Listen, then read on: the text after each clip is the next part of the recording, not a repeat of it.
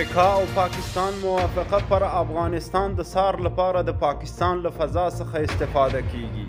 د CNN مشهور رسنۍ په یو تازه راپور کې لیکلي چې امریکا او پاکستان هغه موافقې ته سره نږدې شوي چې له مخې به د پاکستان له فضا څخه د افغانستان څارنه کیږي.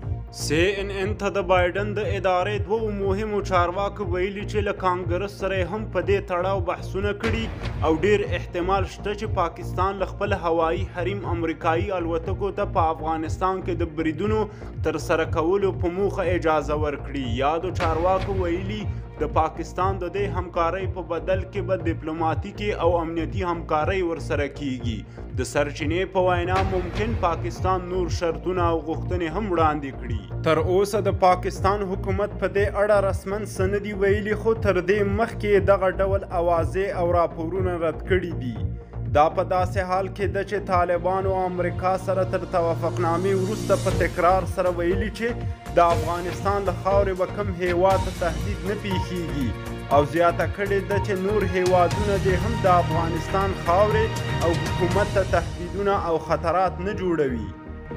د کابل ټکی کام یوټیوب چینل ته ښه راغلاست. دا که ستاسو لومړی راتګ وي، هیله ده په چینل کې اشتراک وکړئ او د زنګ بټن یې هم ووهئ.